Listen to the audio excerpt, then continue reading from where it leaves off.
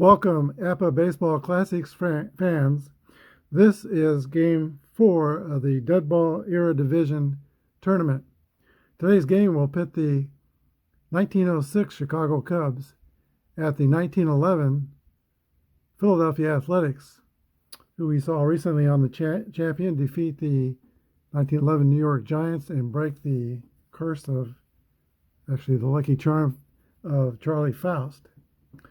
All right, here is the starting lineups for today's games. Johnny Evers will lead off and play second base for the Cubs. Johnny Kling, the catcher, will bat second. Frank Chance, first base, will hit third. Harry Steinfeld at third base. He will bat fourth. Frank Schulte will be playing left field and bat fifth. Jimmy Chicard, right field and bat sixth. Jimmy Slagle, center field and bat seventh. Joe Tinker's a shortstop, eighth. And three-finger Mordecai Brown, grade AC pitcher, X and Z modifier, is on the mound. For the Philadelphia Athletics, they will lead off with Briss Lord in the outfield. Hold on a second. Lord's in left field. Had to check the box scores from the World Series and double check that. Rube Oldring, center field, will bat second. Eddie Collins, second base, will hit third. Frank Home Run Baker, third base, will hit fourth. Danny Murphy in right field, about fifth. Stuffy McInnes at first base, about sixth. Jack Berry, seventh. Ira Thomas, Berry's a shortstop. Thomas is a catcher, batting eighth. And Jack Coombs.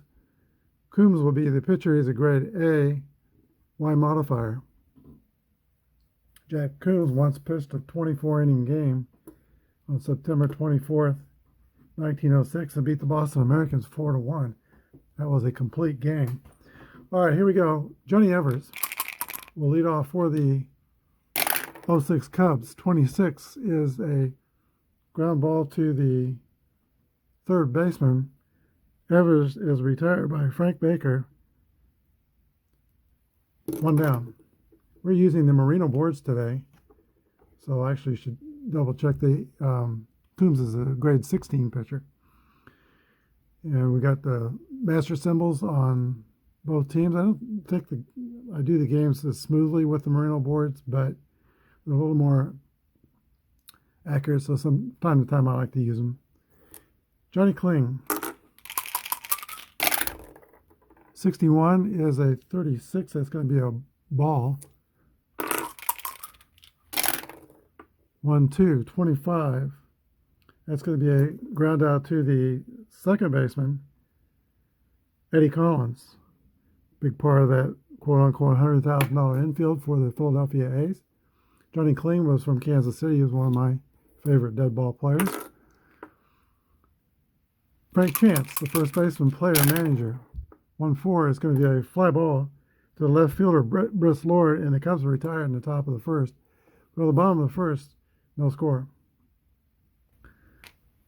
Three-finger Mordecai Brown takes the mound for the Chicago Cubs. He had an accident when he was 7 years old. He caught his hand in a corn grinder and lost a finger. And then a couple of weeks after that, he fell and broke a couple of the other fingers on his hands. When they healed back crooked. That helped him throw a curveball. As he grew up, that broke straight down like it fell off a table. He had a good fastball, but he had a great curveball. Here's the pitch to Briss Lord. 1-6 is a ground ball to the shortstop, and Lord is retired. 6-3. Rube Oldring.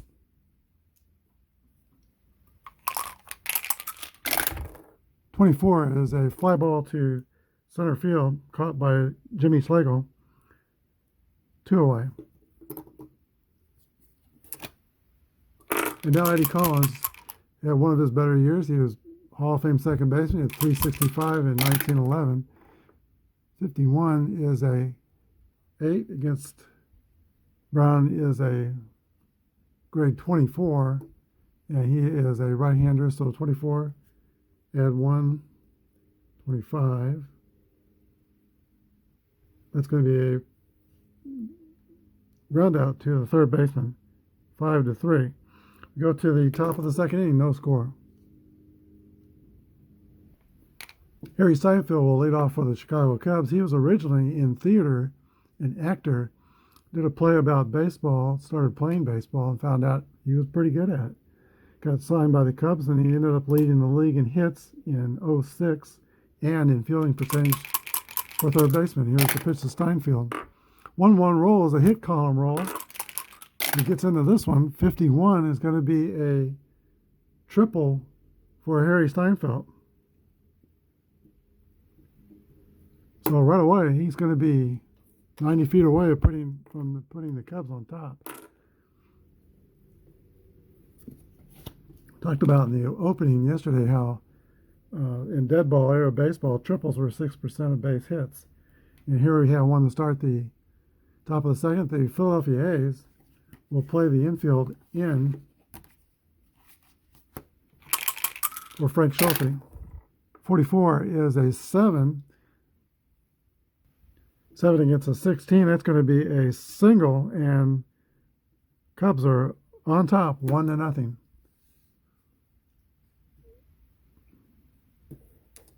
Schulte's a fast runner at first base, C25 in stealing.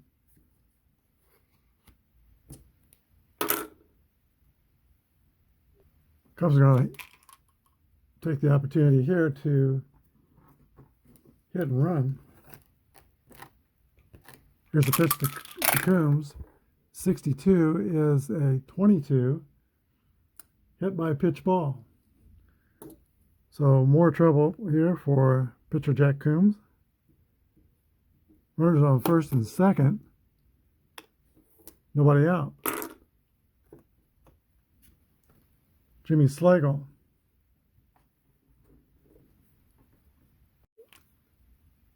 Slagle's waving the bat like he thinks he's going to bunt. Pulls the bat back with the pitch. He's going to swing away. See what the roll is. 1-6 is a 28. That's going to be a fielder's choice. Sheckard is retired at second, 6-4. Slagle goes to first with a fielder's choice, and Schulte goes to third. So with one down, the Cubs have runners at first and third, and the A's will play their infield back. Joe Tinker's the batter. They'll pitch to Tinker. Here's the pitch. 26 is a swing and a miss, strike 3, and it is a big, big strikeout. Here's the pitcher, Mordecai Brown. Infield still back. 1-6 is going to be a ground out to the shortstop. He goes the short way to second base, 6-4. And the Cubs are retired in the second, but they score on 2 hits. Leadoff triple by Harry Steinfeld. Go to the bottom of the second inning, 1-0 Chicago. Okay, Frank Baker will lead off for the Philadelphia Athletics. He hauls that 52-ounce bat into the batter's box. Yeah, you heard me right, 52 ounces. That's about twice the size of the bat my daughter used in high school softball. But they used bigger bats, but that 52 ounces is the biggest one I'm aware of. 45 is a base on balls. Baker will be on. He is a fast runner at first. B25 in stealing. I have to take 3 off for Brown's 0 move the first, but Kling is +3 arm in his card, so it makes him a B22. If he wants to steal, that would be a 11 through 44. He'd be safe.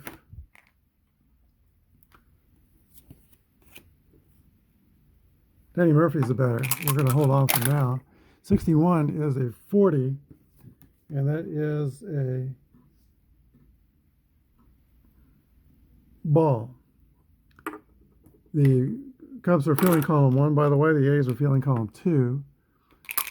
There's the pitch to Murphy. 32 is a 26. That's going to be a fielder's choice. Baker's retired 4-6. Murphy will be at first.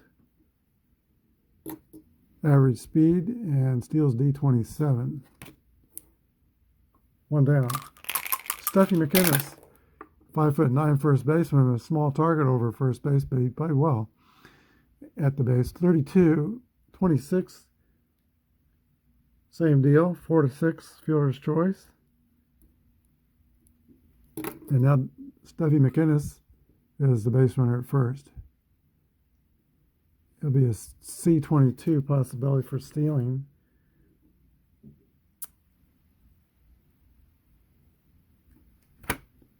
With 2 outs, he's going to give it a shot. Here we go. 33 is going to be safe. And McInnes will be at second with a stolen base. Jack Berry's the batter. So pitch to Berry. Here's the pitch. 42 is 22. That's a ball. And 54 is going to be a fly out to the right fielder. That ends the second inning. We'll go to the top of the third. Cubs 1, A's 0. Johnny Evers will lead off the second for Chicago, part of the Franklin Adams poem. These are the saddest of all possible words. Tinkers to Evers to Chance. 1-6. It's going to be a ground out to the shortstop. Evers is first out. Johnny Kling, catcher. Johnny Kling won the World Billiards Championship in 1909. And so to defend that championship, he did not play in 1909. The Cubs won championships in 6, 7, and 8, and 10, but they didn't win in 09 when they didn't have a catcher. 21 is a fly ball to left field. It's 2 away. And the player manager, Frank Chance, steps in. 62 is a 37. That's going to be strike one. 31 is a 8 against a 18. Fly ball to center field. Frank Chance is retired. Go to the bottom of the third, 1-0 Cubs. Okay, the captain of the 1911 Cubs, Ira Thomas, the catcher, will lead off for Philadelphia. 21 is a ground out to the second baseman, Johnny Evers. 1 away. The pitcher, Jack Coombs. He was a good hitting pitcher and sometimes played outfield and sometimes pinch hit. 54 is a fly ball to right field, caught by Jimmy Chicard. 2 down. Bruce Lord.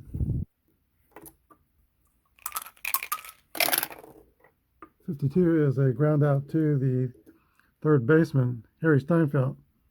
And Lord is retired, so are the A's in the bottom of the third. We go to the top of the fourth, 1-0 Chicago. Harry Steinfeld will lead off for the Cubs. He tripled in the second inning, scored the game's only run. 54 is a fly ball to Danny Murphy in right field. And Steinfeld is retired, 1 for 2 now. Frank Schulte is the batter.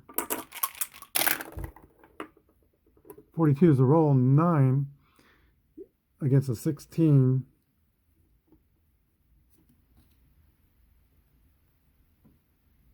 That's going to be a ground out back to the pitcher, 1-3. 2 down. I don't know if you say his name Chicard or Sheckard. 31 is a same deal. Ground ball back to the pitcher, Coombs. Cubs are retired. We go to the bottom of the fourth, 1-0 Chicago. Rube Oldring, who hit .297 in 1911, leads off for the Philadelphia A's. 62 is a fly ball to the right fielder, Jimmy Sheckard, and he is out, 1 away. Cubs are looking, or the A's are looking for their first hit. Eddie Collins, 46 is a swing and a miss for strike 3. 2 away. Frank Baker. 23 is the roll. That's going to be a ground out to Johnny Evers at second base. He throws over to Frank Chance, and the A's are retired. We go to the top of the fifth inning, 1-0 Chicago. Jimmy Slagle will lead off for the Chicago Cubs. He was a diminutive player, 5'7", but he had Ty Cobb type speed. He was very fast. And Slagle, along with Frank Chance, in one of his years with the Cubs, together they stole over 100 bases. 52 is a ground out to the third baseman, Frank Baker. Slagle's retired, first out. So it's good to keep him off the bases for the A's. Joe Tinker's batter. 61 is a ground out to the shortstop. Tinker's the second out. Here's Mordecai Brown. And 23 is the roll. That's a 33. That'll be a Y modifier. He is a strikeout victim. We go to the bottom of the fifth. Chicago 1, Philadelphia 0. Danny Murphy. 43 is a ground ball back to the pitcher. That's got X modifier. So it's going to be a strikeout. One down. This game is being played in Shibe Park. And Frank Home Run Baker, who sometimes led the league in home runs with totals like 12. He was asked late in life if he would have been like one of these 50 home run hitters, or he was asked how many home runs he would hit if he played in the live ball era. And he said, well, 50. And that's because he said the year I hit 12 home runs and led the league, I hit the wall at Shibe Park 38 times. So here's Stuffy McInnes. Oops, I just dropped dice off the table. Timeout. Okay, this would not be an Apba Classic game without me totally missing the table at least once with the dice. Here's the pitch to Stuffy McInnes. 32 is going to be a 26. That's a ground out to second base. 2 away in the bottom of the fifth. Shortstop Jack Berry, a good defensive player from Holy Cross. Played on 6 different pennant winners and 2 different teams. 64. 23 is the result. That's going to test the pitcher, who is a 1, and that's going to be an error on Mordecai Brown. So put Jack Berry at first, and Ira Thomas, the captain, will come to bat. 62 is a 38. It sounds like it's going to be a ball. Yep, ball 1. 22 is a 7, and that's going to be against 20. Let's see. The 7 on 27 with a runner on first base is going to be a ground out back to the pitcher. So this time, Mordecai Brown deals with the play, and he records the third out. We go to the top of the sixth, 1-0 Chicago. Johnny Evers will lead off for the Cubs. It was his quick thinking that helped secure the 1908 pennant for Chicago. He was the one who exercised the rule with umpire Hank O'Day against the Giants and Fred Merkle in the famous boner play. Here's the pitch to Evers. 53 is a 19. That will test the third baseman, Frank Baker. Column 2, and that's going to be an error on Frank Baker. Evers is at first. He has speed. A 26 steal. A roll of 11 through 45 is his opportunity to steal, and I think he'll try. He's not successful. Ira Thomas cuts him down 2-4, and Evers is the first out. Here's the pitch to Johnny Clean. 24 is a 38. That's going to be a ball. 56. Fly ball to right fielder, caught by Danny Murphy, and there's 2 outs. Here is Frank Chance. 32 is a ground out to the second baseman, 4-3. We go to the bottom of the sixth inning, 1-0, Chicago. There have only been 2 hits in this game, both by the Cubs. Jack Coombs will lead off for Philadelphia. 24 is a swing and miss for strike 3. Briss Lord. 55 is a 8 against a 26. Ground out to the shortstop, 6-3.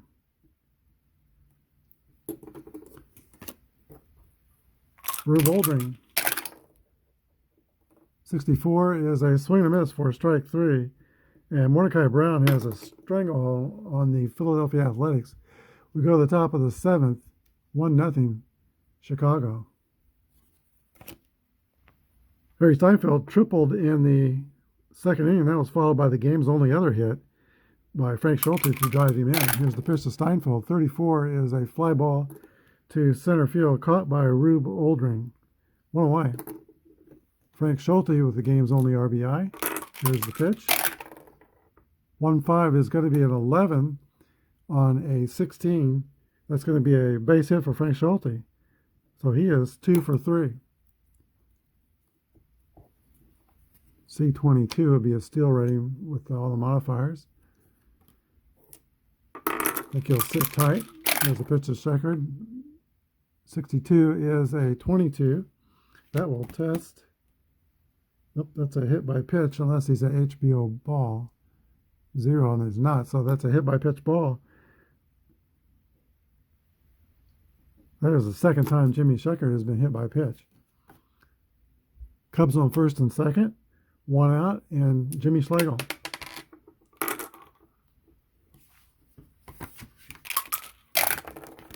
.63 is a fly ball to center field. It is not very deep. Let's see, fast runner on second, though, will go to third. So Cubs have first and third with 2 outs. Joe Tinker will be intentionally passed to pitch to Mordecai Brown.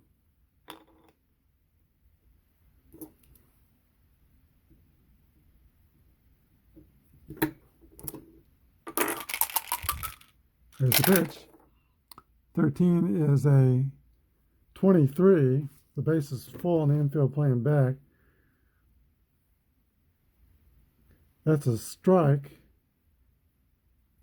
And oh my gosh. Batter ejected for disputing the call. No. That's for column 2. Oh my. Column 1, which is what Philadelphia is, they're column 1. Nope, they're column 2. So, wow. So out goes the pitcher. So Mordecai Brown is ejected while pitching a no-hitter through 6. Carl Lundgren will be the new pitcher, and Doc Gessler will be the pitch hitter. Bases loaded, 2 outs. Here's the pitch to Gessler. 24 is a 32. That's going to be a fly out to right field. So we're at the bottom of the 7th, still 1-0 Cubs. So did Mordecai Brown dispute the call and get himself thrown out to get a better hitter up with the bases loaded? I don't think so when he's pitching a shutout. But here is Carl Lundgren. He is a grade 14A pitcher with a Y modifier and W modifier. He'll be pitching to Eddie Collins here in the bottom of the 7th inning. Here's the pitch to Eddie Collins. 65 is going to be a pop-up to the catcher, caught by Johnny Kling. 1 down. Frank Baker. 23 is the roll. That's going to ground out to the second baseman, Johnny Evers. Over to Frank Chance. There's 2 away. Danny Murphy. 64 is a 22. And that's going to be testing the catcher, Johnny Clean, who is a 8. That's a fielding column 1. That's going to be out 2 to 3. So 3 up, 3 down for the A's. Again, go to the top of the 8th. Chicago 1, Philadelphia 0.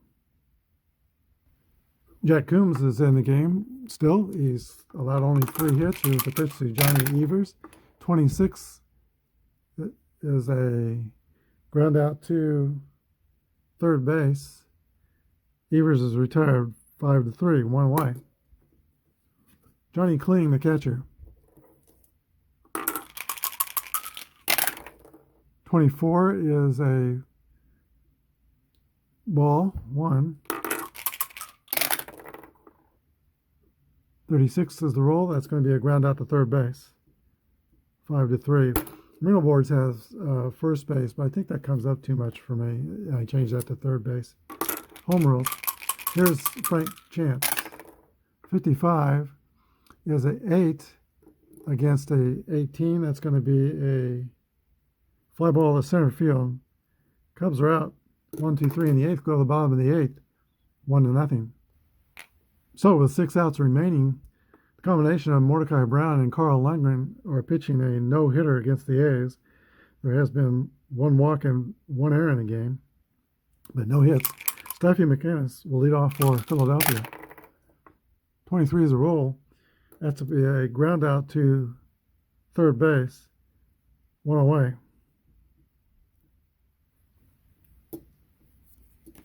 Jack Berry, the shortstop.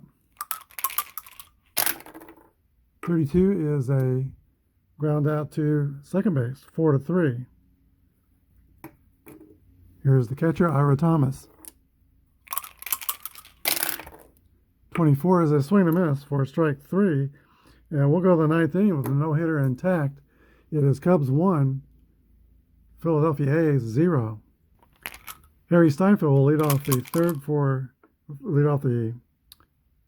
9th inning for the Chicago Cubs. 41 is a ground out to shortstop, 6 to 3. 1 away. Frank Schulte, the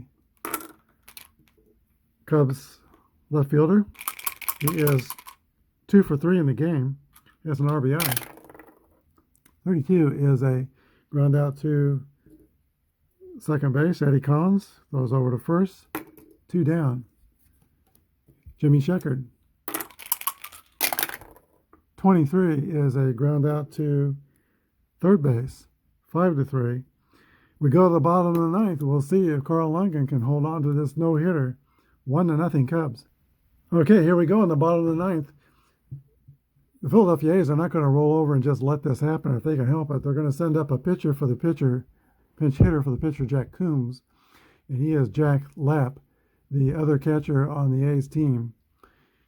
He had, with 167 at-bats, he hit .353. He's a left-handed batter against a right-handed Lundgren. Here's the pitch to Jack Lapp. 35, that's an 8. He's a +1. So that has to be reduced on London's pitching number of 17. So he's an 8 on a 16. And that will not get it done. It's a fly ball to center field. It is caught for the first out. All right, that takes us to Briss Lord, the left fielder for the Philadelphia A's, .310 hitter in 1911. Here's the pitch to Briss Lord, 63. That's a 34 result. That's going to be a Y modifier, and that's a strikeout of Briss Lord, 1 out away from a no-hitter. The man that stands between the no-hitter and Carl Lundgren, that is Rube Oldring, .297 hitter, right-handed batter, 495 at-bats. In my baseball simulation games through my life, I've only had 2 or 3 no-hitters. I remember Dizzy Dean threw one many years ago. I had one last year, but I forget who threw that. And it's not something that comes up very often. Here's the pitch to Rube Oldring. 44 is the roll. That is a 7. Let's see, that's a -2 on, that's probably going to be a hit. -2 on 7 on a 19. That is, holy cow, that is a base hit for Rube Oldring with 2 outs in the 9th inning. Man, fast runner, and the A's is still going to try to win this game. Let's see what he is. The steal rating is D26, which would make him a D33 if he wants to try and steal and get in scoring position and tie the game for Eddie Collins. Timeout. I got to think. Okay, he is not going to try to steal. He's going to hope that Collins can get an extra base hit, which he'll surely be trying to do. Here's the windup and the pitch. 43. Let's go weak ground ball back to the pitcher. Nope, it's got a white modifier. Make that a strikeout. Collins swings and misses trying to get that extra base hit. And that's the end of the ball game. Well, we did not get the no-hitter, but exciting game it was. Final score, the 1906 Chicago Cubs, who won 116 games and lost 36 in 1906, they have won. Philadelphia A's, nothing. We'll be back with a wrap-up. Quite a ball game we had here today. The Chicago Cubs scored 1 run on 3 hits, committed no errors. And the Philadelphia A's had no runs on 1 hit and 1 error. The hitting stars for Chicago were Harry Steinfeld, who tripled in the 2nd inning, and he was driven in by Frank Schulte. Frank Schulte was 2 for 4 on the day and had the game's only RBI. But the star of the game today would be three-finger Mordecai Brown, who pitched 6 innings, gave up no earned runs, no hits, 3 strikeouts, and 1 walk. He was the winning pitcher. Carl Lundgren credited with the save, and Jack Coombs of the A's got the loss, who was also magnificent in his day. 9 innings pitched, 1 earned run, only 3 hits allowed. It's too bad we can't interview these deadball players, but I would be asking Mordecai Brown what was in his mind when he argued balls and strikes with the umpire with the bases loaded in the 7th inning. Did he want to get himself removed for a pinch hitter who swings the bat better with the bases loaded in a low-scoring game? It's a possibility, but man, he's got a no-hitter going. That's the question we won't be able to get asked. But quite a game. No-hitter broke up only by Rube Oldring with 2 outs in the 9th inning. Okay, the Chicago Cubs will go to the winners bracket, and their next game will be against the 1915 Boston Red Sox. And we've got the 1911 Athletics going to the losers bracket, and they will next play the 1912 New York Giants. All right, tomorrow our tournament game will be the 1919 Cincinnati Reds will host the 1920 Cleveland Indians. I think before tomorrow's game, we'll talk about how I seeded these teams. It's pretty straightforward, but you might find it a little bit controversial, at least I do. Especially with the Reds being a 3rd seed. But we'll talk about that tomorrow. Thanks for joining us today, and have a good day. God bless.